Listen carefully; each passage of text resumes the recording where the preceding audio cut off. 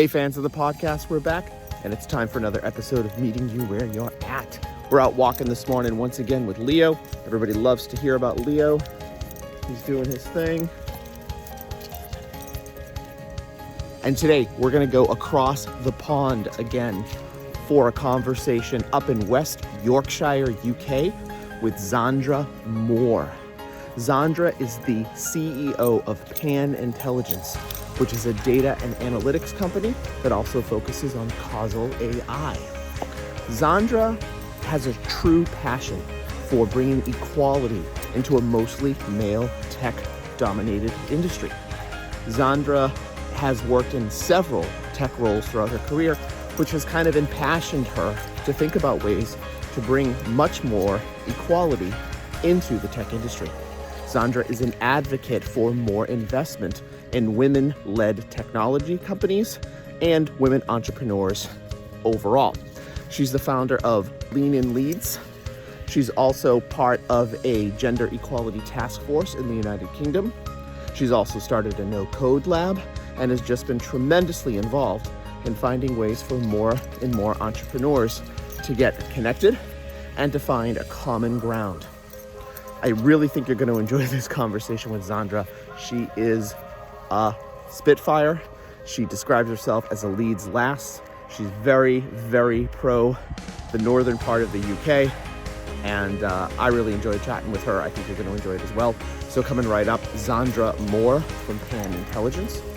And for more information on Pan Intelligence, just visit panintelligence.com. PANINTELLENGENCE.com. panintelligence.com. We'll catch you next time. Bye.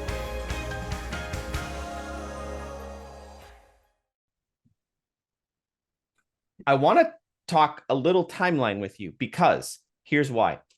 I worked out of the same building in Boston that you folks are currently working out of. And I think that's maybe when we first became at least like universally aware of each other. I was in that building from 2017 to 2019 in Boston on Milk Street. But I know you kind of started there and then you had to restart there with the pandemic. So I don't know if we ever actually physically occupied the same space at the same time or not. No, I don't think so, right? No, I don't think so. Yeah, that's too bad. I know. I don't think that's so. A great space though. So are you splitting your time on two continents now between the space in Boston and the space in Leeds? Yeah, so we don't spend as much time in Boston as perhaps we thought we would, and mainly because we're able to do so much of our work remotely. Virtually. I mean, the pandemic changed everything, frankly. Everyone told me as a CEO I need to be based out in the States if I was any chance of actually expanding the business out there. But as it happens, I think the pandemic has changed a lot of things. So it's not. So yeah, we get out there frequently enough, but we don't base ourselves at the Cambridge Innovation Centre full time. We don't need to. So yeah. Well, if you do make your way back there, please jingle me so we can finally meet in that building at the same time. I actually moved out my company out of there. We're up in north of the city now, in another innovation center, but one that was much closer to my home and easier to get back and forth to, especially during the pandemic when it reopened. So the other thing I think we somewhat have in common is I founded a data analytics company myself called IT Squared. And we're focused on the application performance monitoring side of the house, kind of started with open source APM tools and kind of became experts in Grafana and Prometheus and all these other open source tools, and then tried to help people kind of combine the best of open source tools with the best of commercial grade tools. So if you wanted to use Riverbed or Dynatrace or any of these other tools, kind of bring those together, New Relic, those types of tools. So I know that's not exactly what Pan Intelligence does, but we have a little, again, some overlap there, I think, right? In the data analytics space, absolutely. And we could probably talk way too much about that space. Bore everyone to tears, I think. Right, exactly. That's not what we tuned in for. We want to hear Zandra's story as an entrepreneur. We don't want to hear about big data, but I'm sure big data is a big part of your story. So talk to us a little bit. You've been at it with the data analytics for a while now, and but just tell us a little bit about that story. Yeah, well, I didn't start in this space. I've always been in software. I've always worked in software companies. And the only reason I did actually was because my mum was also working in technology and was a real early player in the Leeds, north of UK tech scene. Really? That's cool. Yeah, no, she was involved in FreeServe, which is the first free email service at the time. Yeah. First internet service provider in the north of England. Wow. She was one of the early team for, and was selling what they called advanced infrastructure provisioning, which we call cloud now, right? So she's been, so I was very much kind of following in my mum's footsteps. I've always been in software.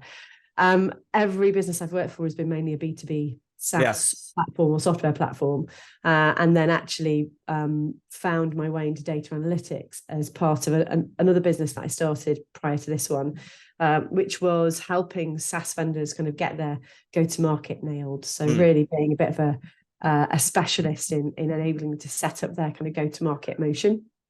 And was helping the business that actually Pan Intelligence was incubated in. So we were actually part of another company, and we were a small piece of tech that was probably not fully understood by the team that we were part of. And when the business got acquired, we asked if we could buy the IP, and I've been consulting with the business for a few years, helping them with taking this new product that they had to market. So it was very early when we bought it out, but I really loved it because I'd been on the other end of it. I'd been in those SaaS vendors dealing with the customers that were saying, yeah, this is great. You're helping us improve our processes. You're helping us kind of do work from anywhere with this kind of online platform. You're helping us to get better kind of communication with our stakeholders, whatever they were doing, whatever these SaaS platforms were doing. But you've got all my data and I can't get to it. Right. Every software business I worked for, it was the same narrative. Story. Yeah. So whether it was a HR software vendor, whether it was a time and attendance, recruitment, backup and recovery, it didn't matter what the software platform was doing, CRM system, everything from, I think one of the clinical patient system for small clinics doing Botox. So everything, you name it. I mean, there was a range of software platforms for everything, but all of them had the same theme. They were collecting a lot of this data, but they were relying on, right against their APIs, or they weren't allowing people to get to that data easily. And it was a real challenge for software vendors to know how to do that in a way that was good for the customer, but didn't cause them performance problems on their operating environment. I know all about that. Yeah. So that was the sort of, I understood it from the buyer's side. And I've been working in that space long enough that I thought this has got its time now. The SaaS space is really starting to accelerate. The data volumes are getting much bigger. Customers are depending more and more on these systems. They're becoming core ERPs, not just around the edges kind of process improvement or operational. Right. They're like day-to-day business operations. Yeah, absolutely. I mean, they started as maybe smaller, lower risk kind of, we'll do that because it'll help us improve this process. But it very much evolved into full end-to-end ERP. The Salesforces of the world that were unusual for so long have now, there's lots of Salesforces or Monday.coms or whatever. So many core platforms. So real evolution. So I think that the data analytics world actually for me is I'm only sort of 14 years into that part of the technology market. So probably not as much of an expert as you are, but I would say I'm more of a SaaS go-to-market, and I understand the kind of the challenge that SaaS vendors have when they go to market, to making sure that they leverage and enable this asset. And most SaaS vendors now are as valued as much for their data asset as they are for their software and IP. And that was the transition that I could see. And I've really enjoyed becoming a bit more of a data expert, I must admit. But my co-founder, my CTO, has been in the BI analytics sector for a very, very long time. And, he is the core kind of expert in this analytics space. He was a business objects guy. Previously. Back in the day. So he was probably fixing more problems around business objects when it got acquired by SAP for his customers than he would have liked, and felt that he could build something better. That's so cool. Which is where we started. It's so interesting what you said about around the edges and business objects. I actually, back in like 2005, we built a perioperative intelligence system to sit around the operating theater and kind of monitor supply usage, patient in, patient out. Using business objects, actually. Had a giant ETL that had to run overnight and do all this processing in order to produce these analytics that were already stale by the time they were produced, right? So the best you could do was some retrospective analysis. And to your point, was very much around the edges of like, well, this is how our operating room performed yesterday. Doesn't really help me right now with what's going on in my operating theater, right? So I loved what you said about all of this proliferation of this data. And I love also on your website how you talk about not just commercialization of data, right? So it's cool. Yeah. But you are a prolific entrepreneur in the work that you do, especially as it pertains to supporting female entrepreneurs, which I'd love to get in with you. You mentioned your mom. Certainly sounds like a person who was involved in an area that's traditionally male dominated, but she was there early, which is pretty cool. Yeah, which is pretty cool. So were you kind of bit by the entrepreneur bug early as well, Zandra, or maybe not as well, but early? Or you mentioned that you spent a bunch of time in the space before you kind of launched your own in the space. So I'd watched and gone and worked within, as you do. You sort of end up sitting on the side of a desk when your mum's working in your half terms or your holidays and doing a bit of photocopying and being in around it, right? I remember doing, office assistant. You know, I was one of the first students in an A-level course to actually hand my project in, having had it completely word processed. And you know, when I went into my mum's office, she worked for Digital Equipment Corporation. Oh, DEC. DEC. So that was, you know, she worked for Digital, she worked for Planet Online, she worked for Energist, she worked for some, you know, what is now Arrow, but was in technology, some really kind of what are now bigger brands, but at the time we're quite which is very early. So I remember going into the Digital Equipment Corporation offices and typing up my A-level business studies project and handing it in. And, you know, nobody had computers at home. We used to have BBC computers, which had a single strip screen on the top that you could just see the words. So I was inspired by a mum who worked in a very kind of early stage in the tech sector and going into some quite early stage startups, like the environment, loved the buzz and energy it gave her, and saw her kind of really grow and love this sector. So it was hard not to be inspired by it. So I would say I got the bug for the sector, and I got the bug that makes small business from her. But she wasn't an entrepreneur. She wasn't a founder or starter, but she did tell me I needed to have a piece of the pie because she made a lot of people very rich. And she's like, where? And I didn't get any of that. No, because she didn't know to ask, right? She didn't know to ask for shares. It wasn't really that type of culture. I mean, it's very normal now. People go into tech startups and they first question. Completely. Wasn't then. So I think she recognized that she'd probably missed out. So she very much sort of said, you know, make sure you have a piece of the pie. But I knew when I was in these early stage software businesses and I was watching these entrepreneurs around me and I was thinking, actually, I want to be there. So I think I knew quite early on into my own career that I would end up leading and growing my own tech startup. I wasn't quite sure how. I knew it was software. And I was looking for somebody that could be my co-founder. I'm not a technical person. I am a saleswoman, really. I'm a software saleswoman that understands the SaaS market and has been involved in it and in technology for my whole career. So I really understand that market and I understand that go-to-market motion and I understand how to set up sales and go-to-market engines and really help sort of productize and commercialize an offering. Do deals, really.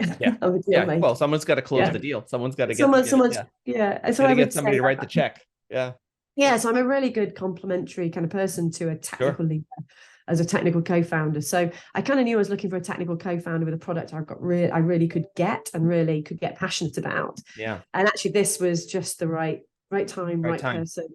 And it meant I could go back to that software market I'd spent a lot of my career in, leverage those relationships and say, hey, you know, you've got this problem with data in your product. Well, we've got a solution for you. So I was able to leverage my own network and leverage my own understanding of the SaaS business. So and I thought I would say I knew I wanted to do it, but I didn't really know how I was going to get there. And sometimes you've just got to see an opportunity and take the risk. And that meant emptying the bank account and convincing my husband to that's a big buy the IP, right? Which is what you do. Which we bought the IP in 2014. So in 2014. So this has been 7-8 years now. Yeah, that's when we bought the IP. I mean, to be fair, we only had a handful of customers and a product that needed rewriting. Actually, we did a whole rewrite. So we actually started out as a Flash application. Can you believe? Oh my gosh, Flash! Yeah. Sure. And we so completely rewrote the platform, and then built entirely as a multi-tenanted SaaS platform to be embedded by SaaS vendors. But so 2014 really when we sort of embarked on this as our own venture. So a long way from Adobe Flash, Flex, whatever your front end was there, to a multi-tenant. Sounds like you were very early on in your decision that you needed to be multi-tenant SaaS, and of course investors love that, right? So that's great. A lot of the women that come on the show, Zandra, are single entrepreneurs, right? They're kind of going it alone as a solo entrepreneur. You talked a little bit about the importance for you and how you balanced your skills with your co-founder, the technical that he brought, all of the industry knowledge and sales pieces that you brought. I know you advise a lot of young entrepreneurs. Any particular skills or characteristics that you really ask people to think hard about, especially women, right? When they maybe come to you and say, what makes for a successful entrepreneur? I love when you first came on the meeting and your title says outstanding entrepreneur. Like, I love that. I love it. It was so cool. Do you know, it's probably a really good place to start, actually. I think there is, I spend an awful lot of time speaking to female founders outside of the day job, mainly because they come and find me and they go, hey, it'd be really how do I do this? Yeah. And you know, when there's not many of you, you do feel a responsibility to, you know, you put the ladder down and you help them to run up. So, you know, you've got to, so I have, you know, I do feel a sense of responsibility to make sure that I do that as much as I can. The most common conversations that I have is usually around helping them to recognize it's as much about how they present themselves and their kind of confidence that people buy on when you're looking for investment or that early stage investment seed, whether it's friends and family or you're doing some kind of crowdfunding, whatever it is, the most important thing that anybody is going to invest, they're investing in you, and they're fundamentally investing in you, your belief, your energy, your passion, your commitment, and how you come across is so fundamentally important in those early stages. So personal brand, but not just saying it, really feeling it and believing it. So important. And actually an awful lot of the female founders I have, they're really passionate and really believe in what they do, but they're presenting themselves, you know, they're kind of almost apologetic. A little bit too apologetic. Sorry to take up your time today, but let me, So it's like, no, you need to kind of walk in there, and it's like putting that confidence first, and recognizing that actually you need to be totally unashamed in your confidence, and your not just be passionate, but be really confident and really bold and really strong, and practice that and practice it on other people, and really get comfortable with being very, very bold and very, you know, outstanding entrepreneurial. I like what you just said about unashamed. And for a lot of people, that's hard, right? It's hard for people to do that. A lot of founders we talk about imposter syndrome, or you know, and then you tack on top of that the higher burden of proof that's associated with a female entrepreneur. And, you know, also we've had a lot of women on the show whose product is for women. So in order to really addressing an issue they understand, and addressing an issue that other people aren't addressing, always a lot of it. Absolutely. Did you find a little bit, I'm not going to even say easier, Zandra, because I don't want to insult you, but did you find it a little bit more sort of straight path because you were not part of a product line that was female centric, or do you think it's the same? At the time, I didn't realize it, but in reflection, I speak to other female founders, absolutely. So I've spent more time speaking to female founders after raising money and doing Series A. I mean, before when it was more of a friends and family type investment, it was people I knew. I was completely sort of oblivious to the problems that other female founders faced that had female centric products. Really hadn't thought about it. It just wasn't, I wasn't really networked in at all to female founders. I kind of only knew myself. Right. No other female founders. And then once you get sort of invited to speak at things, and your profile raising Series A as a Northern female founder, I think I'm one of the only female founders in the north of England that has raised money in the tech sector in I don't know how many years. So actually, I suddenly got this profile, which I hadn't realized I was unusual. Again, genuinely didn't realize that I was unusual. That wasn't the norm. So only 1p in every pound goes to female founded startups in the north of England. That's so cool. So it's very, very tiny. Yeah. So then people come and find you, and then they tell you, right? They say, well, actually, no, that's not very cool. Now that you say that, now that I play in the back of my head, it's very uncool. But it's very uncool. I was thinking that a penny per pound was actually helping, but no, it's not. It's no. So it's really quite. So for high growth female enterprises, in the UK, the very, very little capital finds their way into female founded teams. And it is a problem that I try and address through my work with the government task force that I sit on. So helping to kind of advise on policy and ecosystem recommendations into government and how we can kind of make sure that more of the capital does go. And some of those issues are absolutely, as you said, that the investment community perhaps don't understand the products which are being presented to them, because we have the same problem in the investment community. The majority of investment decisions again are being by men, and most investment committees seats are held by men. So there is an issue with people understanding the products and services and the problem that serves. But I think overwhelmingly, actually, a lot of female founders, they don't have a network of like me. I don't know anybody like me. I don't have any female founders I could talk to about what their experience that I could lean on and talk to. And when you speak to lots of female founders, they reach out mainly because they don't equally know other female founders, and they just don't know how to go on the journey, and they want someone they can talk to and trust. So having a network of people that have been on a similar journey to you, or maybe a few steps ahead, can be so critical in accelerating your speed to actually delivering on your own ambition and mission. Those little bits of advice from people that can just help you to kind of take that next step. And I think that's what we need to really help female founders to do, is to find each other and support each other, because from that you tend to find they build more momentum together.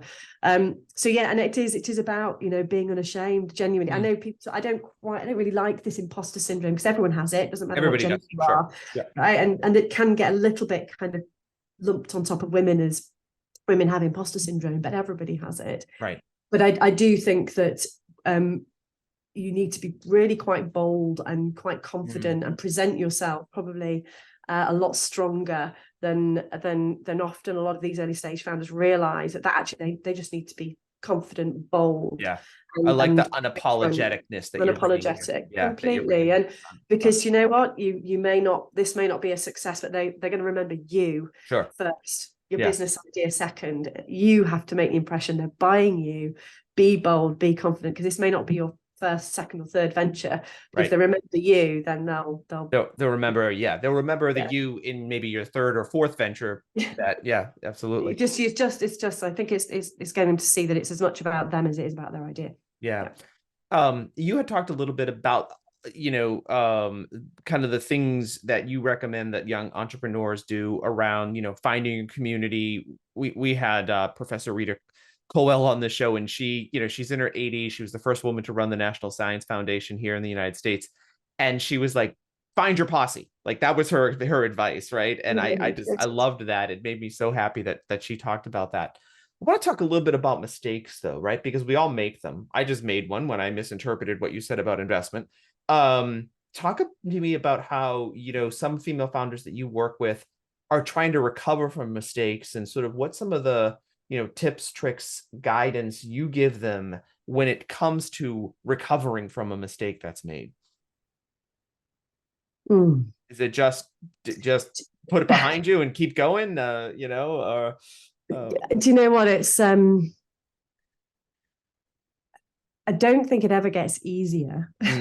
As far as that it's like stages of grief, isn't it? That kind of realization, the acceptance, the anger, that there's all these stages. And I think when you make a mistake, I think you always, and you should always, feel and be impacted by that mistake, because actually if you're not, that's probably a concern. Not good either. Because you're not going to learn, because you've not accepted and understood it. So I think it's never, everyone makes mistakes all the time, and it's not a case, the more mistakes you make, the easier it gets. I don't think it does. I think you just always kind of shit. Sorry for swearing, but literally every time I make a mistake, I stop and go I get cross on myself. So mistakes never get easier. They always still hurt a bit. But I think as far as bouncing back from them, I find that everybody that I work particularly well with, and find that we move on from those things faster together is because we talk about it very, very quickly. So if it's with a customer, so the faster you lean into that mistake and have the conversations with the people that you need to have those conversations with, really taking action very, very, very quickly, actually you can limit an awful lot of impact from a mistake by acting super fast. I mean, literally the minute you find out, be super instinctive and like, who do I need to speak to? Right. And don't try and think about all the detail, how you're going to speak about it, what you're going to do. Actually, sometimes the faster you respond and just say, what can I do? How can I make this better? What are the things I could have done differently? Get the feedback, be honest, address that you understand you've made a mistake. That's great. Actually, you can remove an awful lot of perhaps the things that kind of creep in if you leave a lot of time between understanding you've made one and then starting to address it. So the faster the better. I like that. I like that advice. Are you a big fan of like thinking and doing retrospectives, Zandra? I do a lot of retrospectives. Sometimes I wonder if I actually make my situation worse by how much retrospectives I do. Sometimes I don't get to the analysis as quickly as you just recommended. So maybe that's part of my problem, but I am a big retrospective person. I'm always suggesting retrospectives. So I wonder if you feel that's part of this or not. Just curious. It's about, that's a good question. It's a good question because I'm asking myself how I do that and whether I do it well, as you ask me it, which is making me retrospect on my retrospect. Retrospect on your retrospective. So I suppose I would say I'm not systematic or methodical in that at all. In fact, I would say that I suddenly will hit a wall where I feel like I know that I need to do it and then I'll do it, as opposed to I do this every month or every quarter or every 12 months. And there are some things which are forced retrospective, which are kind of part of your business process, which you have to do, but personal retrospective, I would say I suddenly feel that I need to do it and therefore I do it. So I wouldn't say I'm particularly methodical. Every time I do it, I think I should do it more. Yeah. So it's a bit like going to the gym. It's hard to get there. Once you get there, you go, why do I not do this all the time? So I think it's really good, but I don't have any advice because I'm not actually that good at it, if I'm being really honest with you. I tend to do it when I need to do it. I love what you just said too about like, why don't I do this all the time? Like it feels good, so why don't I do this all the time, right? I mean, we're all like such victims of that, I find, I would love to talk to you about lean in leads. I want to make sure we do touch on that before we finish our time here today. I'm a big fan of, many of the lean in communities. I'd love to hear about lean in leads and what you're doing. Yeah, and it was an accidental thing, really. I read Sheryl Sandberg's book, and at the end of it, it said, find a circle near you. Looked, there wasn't one, and thought, oh, click, create. Yeah. And 20 people turned up to our first meeting and went, hey, we've been looking for something like this. Yeah.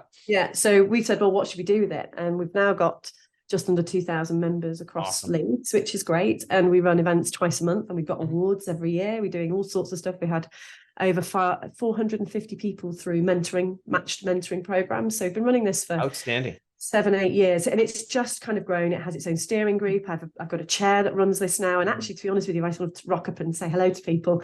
So it has its own. But that's a beautiful reality that you've created. Then it's wonderful. It's become its own thing, and it's evolved in its own way. And we've allowed the members to kind of create this community in a shape that makes it work for the community. I mean, actually, most circles are quite small. They're usually no more than 10 to 20 people that meet regularly, and much more of, I'd say, like a mini kind of round table type setup. Usually find where this big network is. And we've got all these events that we run, evening events, workshops, and like I say, mentoring programs and awards. So but I think it's a bit like business. If you let your customers in a membership community, it's the same. Your members, let them lead.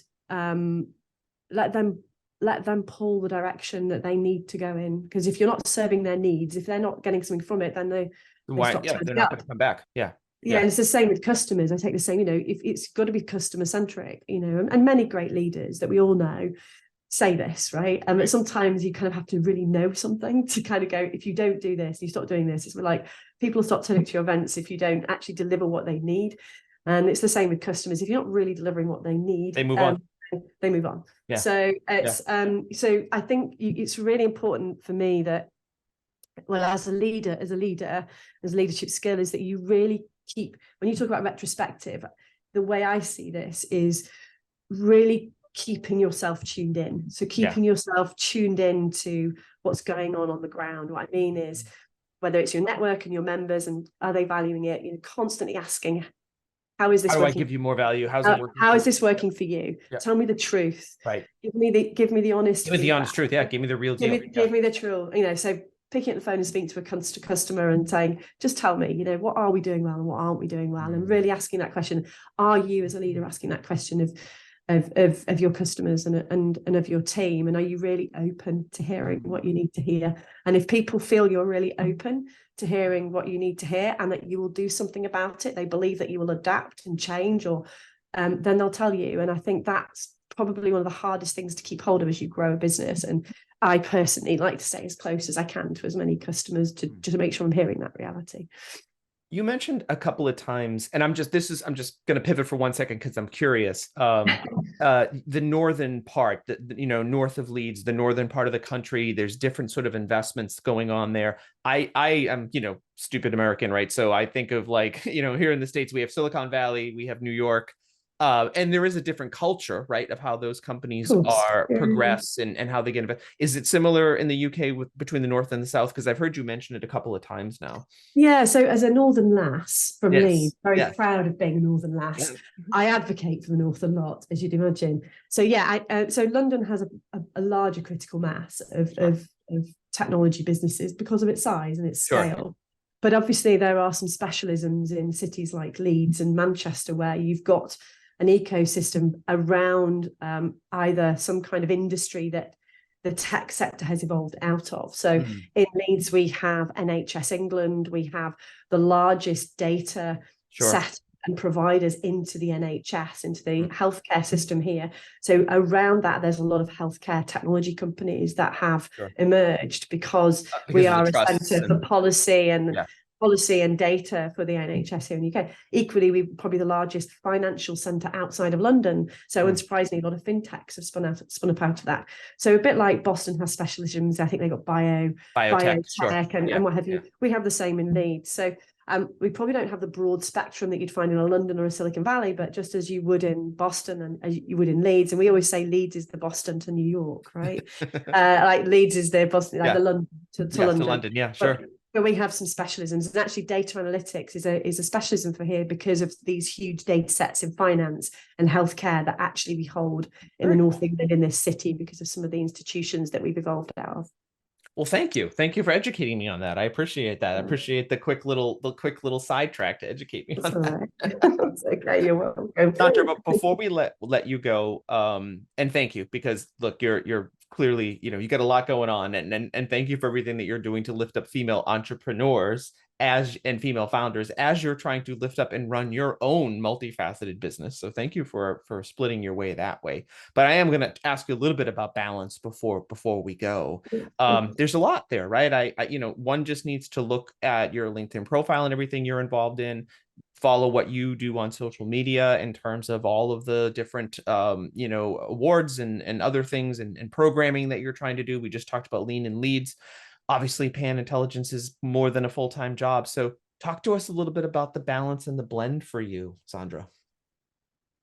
I'm terrible at it. Yeah. I love the honesty. I love the volume. I'm terrible at it. If you asked my husband, he would tell you I'm terrible at it. I mean, honestly, you can't. There is sacrifice, right? Yeah, for as an entrepreneur, and I think any entrepreneur who doesn't think they're going to have to make some compromises is probably kidding themselves and probably not going to make it, if I'm being honest with you. So yeah, you've got to love the journey of building a company. It's got to be something you're passionate about, and you've got to love the process because you're going to give a lot of them time. Yeah. I do, fortunately. I really do love building a company, and I love building teams. I love the software industry. I love the pace of it. And I mean, I'm so lucky because I don't only run a software company, I sell to software companies. So I'm literally swimming in my happy pit every day. That's awesome. So actually I get a lot of energy back from that. So when you love the space that you're in, that gives you the energy back to find the capacity you need when the stretch gets a bit tough. So it always comes back to, if you don't love it, you're probably not going to get the energy back from it that you need to give you the capacity and the resilience at the times that things get a bit tough. So I'm always getting energy back because I'm involved in things that genuinely I love. I love being in the female founder space. I love being in software and tech.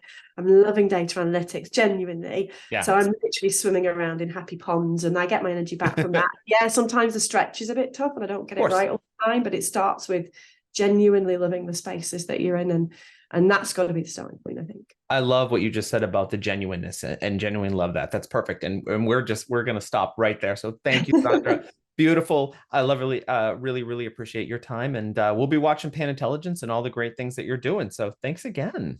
No, thank you, Richard. It's been a real pleasure.